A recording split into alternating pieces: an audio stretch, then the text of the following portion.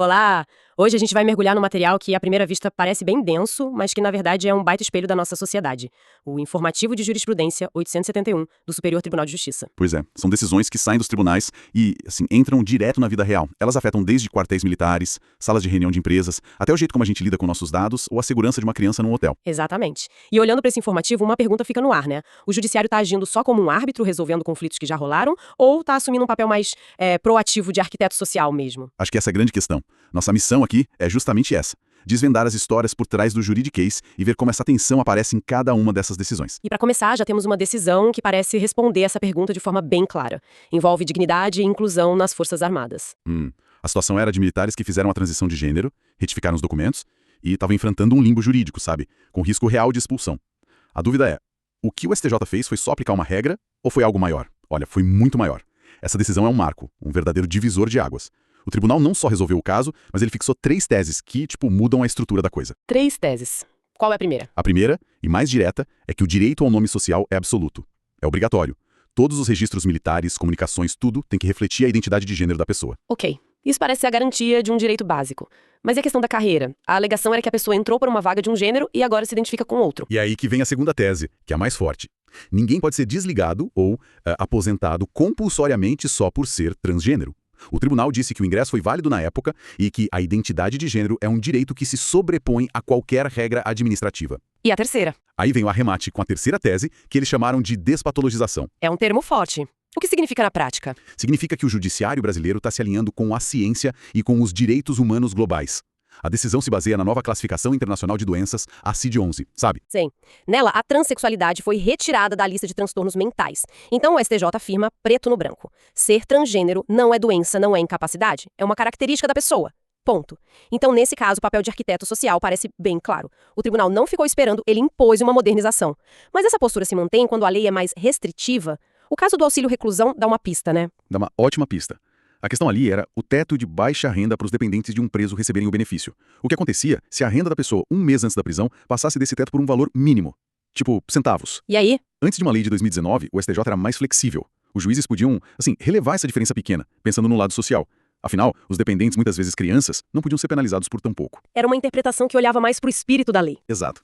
Mas aí veio a medida provisória 871 de 2019 e mudou a regra. Em vez de olhar só o último salário, a lei nova exige a média dos últimos 12 salários. O que torna o critério mais objetivo, imagino. Muito mais. E com essa nova regra em mãos, o STJ mudou de posição. O tribunal entendeu que, agora, com um critério tão claro na lei, não tem mais espaço para o juiz flexibilizar. A lei é a lei. Interessante. Então aqui temos o contrário. O tribunal assume uma postura mais contida, mais legalista. É fascinante ver essa dualidade. E quando o assunto é o mundo dos negócios, qual versão do tribunal aparece? O caso dos juros sobre capital próprio, JCP, é um bom teste. É um ótimo teste. Porque bota de um lado o fisco querendo arrecadar e do outro o contribuinte querendo se planejar. A pergunta era simples. Uma empresa pode hoje decidir pagar JCP referente a lucros do ano passado e deduzir isso do imposto desse ano? Peraí, o que à primeira vista pode parecer uma manobra para contornar o limite de dedução de cada ano, não é. Exatamente essa era a tese da Receita, mas o STJ disse que a prática é válida. E o argumento é de uma simplicidade, poderosa. A lei que criou os JCPs lá em 95 não botou nenhuma limitação de tempo. A lei não dizia que tinha que ser tudo no mesmo ano. Nada. Então uma instrução normativa da Receita não pode criar uma proibição que a lei não criou. É um recado bem claro sobre segurança jurídica. Ou seja, o tribunal age como um guardião das regras do jogo. E essa mesma lógica apareceu na decisão sobre previdência privada, certo? Apareceu sim. Muitos fundos de pensão tiveram déficits e pediram contribuições extraordinárias para os participantes. A dúvida era se esse dinheiro extra também podia ser deduzido do imposto de renda. E a resposta foi? Um sonoro sim. O fundamento é o mesmo. A lei que permite a dedução não faz distinção entre contribuição normal ou extraordinária. As duas servem para financiar o plano. Se a lei não distingue, não cabe à Receita distinguir para prejudicar o contribuinte. Entendi. A única trava é aquele limite global de 12% que já existe. Isso. A decisão não criou um benefício, só confirmou que tudo entra no mesmo bolo. E falando em regras do jogo e modernidade, chegamos nas assinaturas eletrônicas. Um banco executou uma dívida com base num contrato assinado digitalmente. Só que a plataforma usada não era a ICP Brasil, a oficial do governo. E o juiz, por conta própria, invalidou o título. Agiu como um guardião da formalidade, dizendo que só o padrão oficial serve. O que, de certa forma, é uma preocupação razoável. Se não tem um padrão único, como garantir que o documento é autêntico? Isso não abre uma porta perigosa? Essa é a grande questão. E a resposta do STJ foi muito pragmática. O tribunal disse que o juiz não pode invalidar o documento de ofício, por conta própria. E por que não? Porque a chave aqui não é o tipo de tecnologia, mas o acordo entre as partes. Ao usar aquela plataforma para assinar, o devedor concordou com aquele método. O que o STJ está dizendo é que a segurança nesse caso vem do consentimento, não da tecnologia imposta pelo Estado. Interessante. A validade vem da vontade das partes. Agora vamos para um caso que parece um detalhe técnico, mas que define a força das decisões coletivas. Um sindicato de professores perdeu uma ação e foi condenado a devolver dinheiro. A pergunta é, um professor que não era parte individualmente naquele processo, é obrigado a engolir essa derrota? Ele pode tentar a sorte sozinho? Parece contraintuitivo, mas a resposta é sim, ele pode. E a explicação é um dos conceitos mais fascinantes do nosso direito coletivo, a coisa julgada secundum eventum liti. Que quer dizer segundo o resultado do processo. E o que isso significa na prática? Que a decisão só vale se for boa. Basicamente, sim. Para esse tipo de ação, a decisão coletiva só se estende aos indivíduos para beneficiá-los. Se o grupo perde a ação, como nesse caso, essa decisão desfavorável não gruda em quem não participou ativamente. Nossa. Essa pessoa continua com seu direito de ação individual intacto para tentar provar seu ponto de vista. É uma proteção, sabe? É surpreendente. E por falar em proteger decisões, vamos à revisão criminal. Ela serve para anular uma condenação definitiva. A questão é, ela pode ser usada como uma espécie de terceira chance, um super recurso para novos juízes olharem as mesmas provas e chegarem a uma conclusão diferente. Essa é uma tentação enorme. Mas o STJ foi categórico. Não, a revisão criminal não é uma terceira instância. Se fosse, nenhuma decisão seria definitiva. Seus limites são rígidos. E quais são esses limites? Ela só serve para corrigir erros, assim, crassos. Por exemplo, se a condenação foi totalmente contrária às provas, ou, e isso é crucial, se surgirem provas novas que não existiam na época. Mas se existe a chance de uma injustiça ter sido cometida, por que não reavaliar tudo? Qual é o perigo? O perigo é a destruição da segurança jurídica.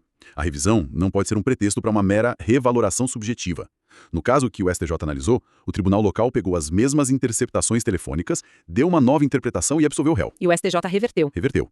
Disse que isso desvirtua o instituto. Revisão é remédio heróico para erros claros, não para opiniões diferentes sobre os mesmos fatos. Entendido. Agora, vamos a um bloco de casos que tocam em temas muito presentes no debate público, começando pela cannabis medicinal. O STJ já tinha dado uma ordem para a Anvisa e para a União regulamentarem o cultivo, o prazo venceu, eles não cumpriram tudo, e agora? E agora temos um exemplo perfeito do tribunal agindo como gerente de projeto. É um caso de processo estrutural. O problema é complexo demais para uma única decisão de compra-se. Então o tribunal não só deu uma ordem, ele virou um supervisor, com cronograma e tudo. Exatamente. A União e a Anvisa apresentaram um plano de ação, mostraram que já fizeram e pediram mais tempo. O STJ não aplicou multa. Ele analisou o que foi feito, viu que houve algum avanço e homologou um novo cronograma. Estendeu o prazo para março de 2026. É uma negociação mediada pelo judiciário para implementar uma política pública. Impressionante. E de uma política pública por um acidente trágico.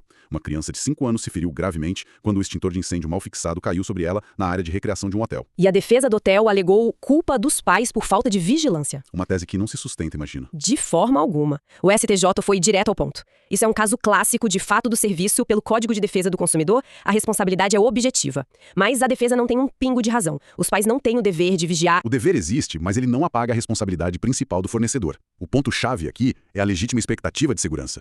Quando um hotel oferece uma brinquedoteca, ele vende a ideia de um ambiente seguro. Claro. Nenhum pai, por mais cuidadoso que seja, tem a obrigação de ir lá checar se o extintor está bem preso na parede.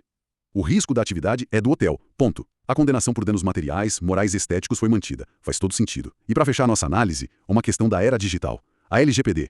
Se uma empresa vaza dados pessoais comuns, tipo nome, CPF, e-mail, isso automaticamente gera direito à indenização por dano moral? Essa é a pergunta de R$1 milhão. E a resposta do STJ foi não. O dano moral, nesse caso, não é automático, não é presumido. Ah, não é? Não. É preciso fazer uma distinção. Se o vazamento fosse de dados sensíveis, como orientação sexual, dados de saúde, a conversa seria outra. Aí o dano poderia sim ser presumido. Então, para dados comuns, o simples vazamento não basta. Não basta. O titular dos dados precisa comprovar que aquele compartilhamento causou um abalo real, concreto aos seus direitos. O STJ está na prática traçando uma linha dizendo que nem todo vazamento é uma catástrofe indenizável. Ufa, que jornada. Antes de a gente concluir, um olhar rápido para o futuro. O que vem por aí de relevante no STJ? O tribunal selecionou para julgamento repetitivo o tema 3.194. A decisão vai valer para todos os casos iguais no país. E a questão é muito sensível. Qual é? Em um crime de homicídio, o fato de a vítima ter deixado filhos menores órfãos pode ser usado pelo juiz para aumentar a pena base por conta das consequências do delito. Em breve teremos uma resposta uniforme para isso. Incrível. Ao longo da nossa conversa, a gente viu o tribunal ora forçando a modernização de instituições, como no caso dos militares, ora se apegando à letra da lei, como no auxílio-reclusão. Fica claro que aquelas perguntas do início não têm uma resposta única, né? Exato. E isso nos leva a uma reflexão final. As decisões que a gente analisou mostram um judiciário que é o tempo todo provocado a sair da sua zona de conforto. Como assim? Em alguns momentos, ele atua como árbitro clássico. Em outros, como no caso da cannabis, ele se torna um gestor de políticas públicas. E em outros, como na questão dos dados, ele atua como um definidor de limites para o mercado. Um tribunal como múltiplas faces, então. O que nos leva a pensar, em uma sociedade com demandas tão urgentes e um legislativo que às vezes é lento, até que ponto o judiciário deve avançar para preencher esses vácuos e agir como motor de transformação? E ao fazer isso, ele não corre o risco de ultrapassar suas próprias funções? Não há resposta fácil. De jeito nenhum. E é exatamente nessa tensão que o direito se move e evolui a cada dia.